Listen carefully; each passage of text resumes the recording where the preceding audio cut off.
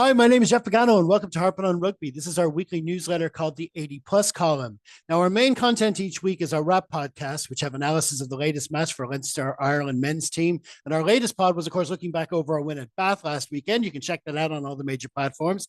As for this 80 Plus column, it's sort of a weekly newsletter, just taking a quick look at all the rest of the rugby world to see what's going on. Now, first, I just want to apologize for the sound quality on our last couple of videos. It was all from the same recording on Sunday night. There was issues with my microphone. One guy left the comments and I sound like SpongeBob SquarePants, which is fair enough. And sorry, I do my own producing, so I can't hear myself.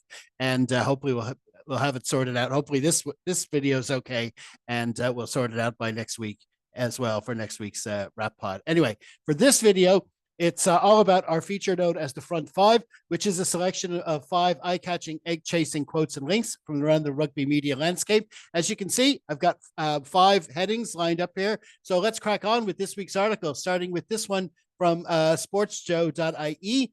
The Coleman Stanley is the author of the article. The headline reads, Leinster forced to switch off social media comments after personal attacks on players.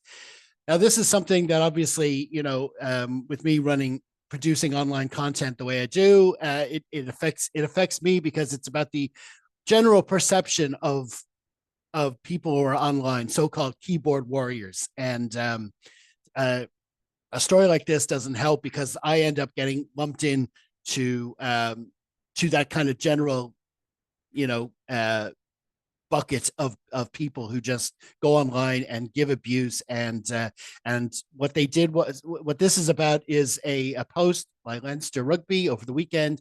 Ross Byrne made his 50th appearance for Leinster in Europe. And they just did a simple social media post on it. To commemorate it, which is, it is an achievement. 50 European appearances is something else. So, but apparently there was abuse from Ross. People just go overboard. Now, I want to separate that from the actual debate that we do, like here at Harping on Rugby. We've spoken several times about the debate over the Leinster 10 jersey, who should have it. We said before the season that, of the existing crop of 10s at Leinster, we wanted to see in particular, Kieran Frawley and Sam Prendergast get more game time. That was nothing personal against Ross Byrne. And we've stated over it several times again, it's not so much about him personally, that, he's a quality player in his own right. It's more of the style of player.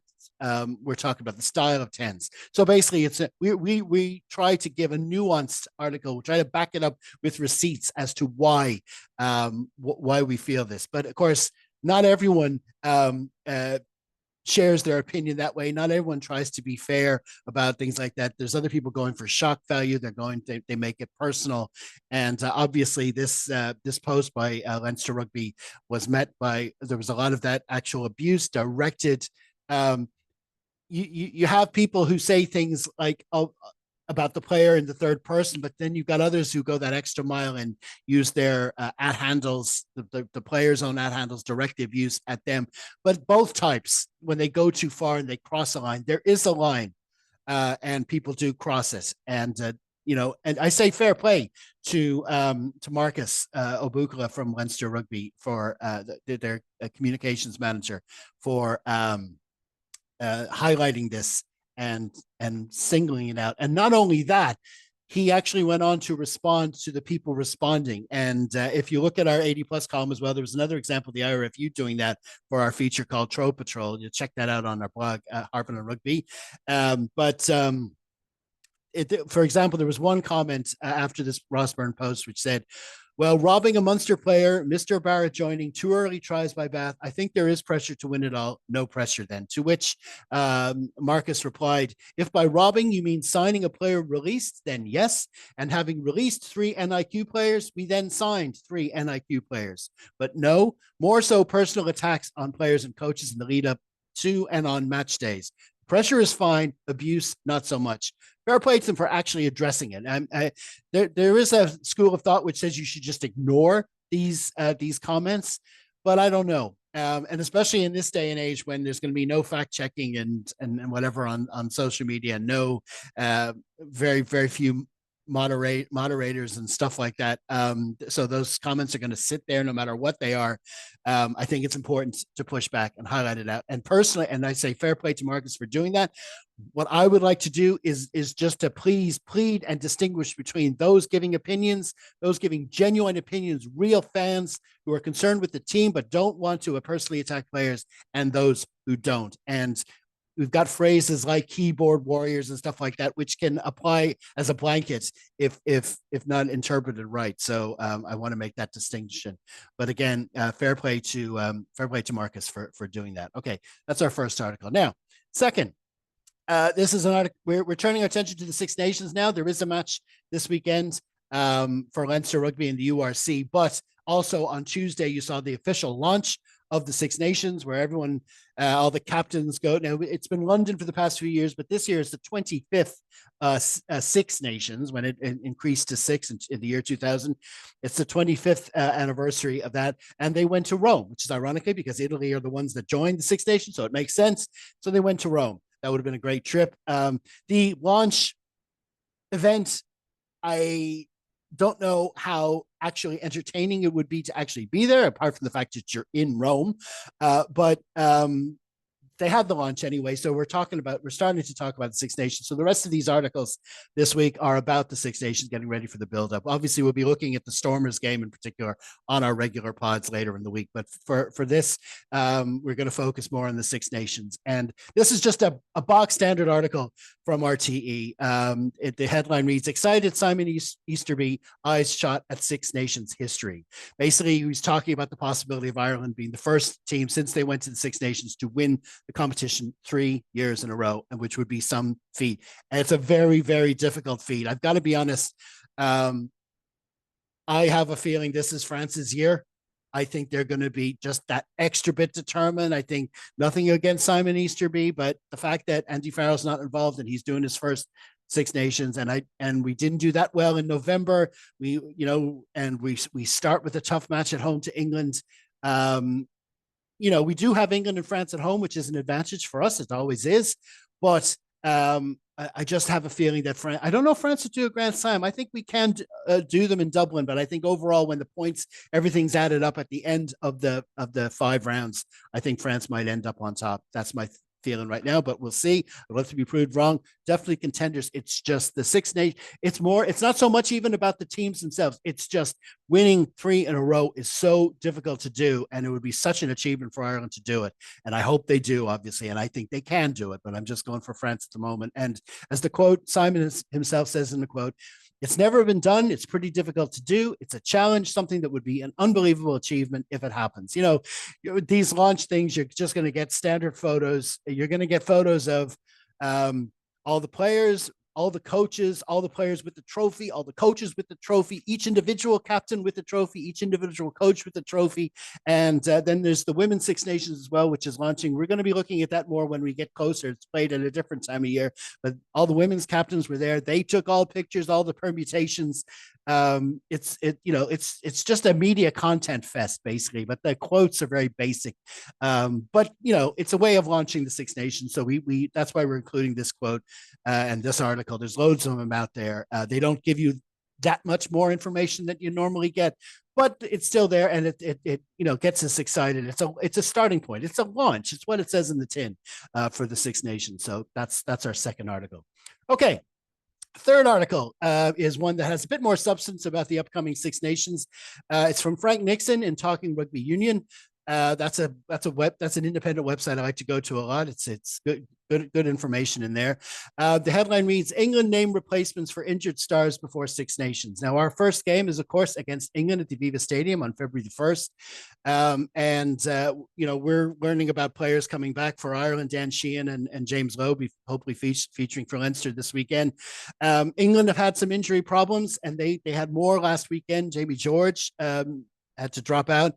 And the Quote, I've chosen injury to key players, including Jamie George and Alex Dombrandt, have prompted head coach Steve Borthwick to summon 5 replacements. So it's just basically an article explaining what they've had to do and the changes he's had to make to his squad. Of course, obviously, Borthwick, we say Ireland didn't have a good November. England had it worse. They had a very bad 2024, and the one thing they've got to cling on to from last year was beating Ireland with that last second drop goal. And so and who do they start with in this Six Nations? Ireland in Dublin. It's a tough one for them, but we know that they can do a number on us. So that's what last year showed.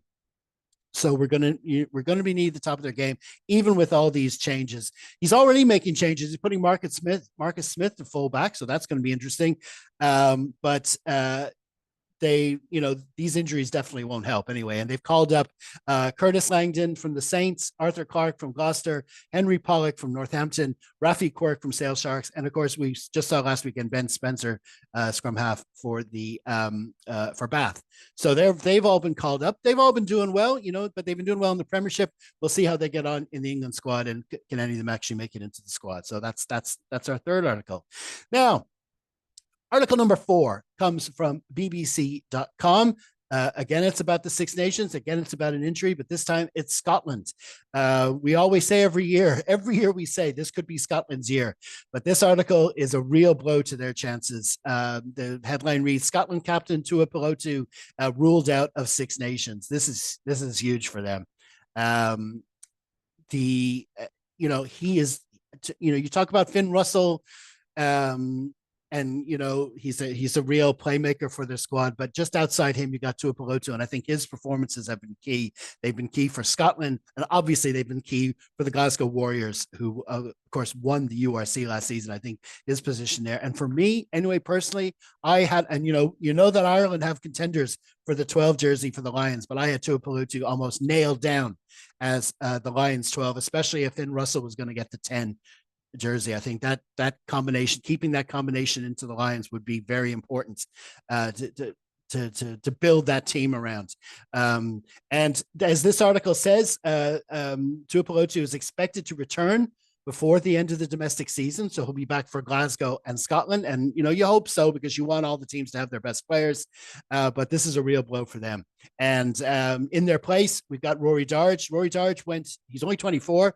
He's going to share the captain's duties, this co-captain thing. I hope they don't do co-captain on the day of the matches. I really hope they don't.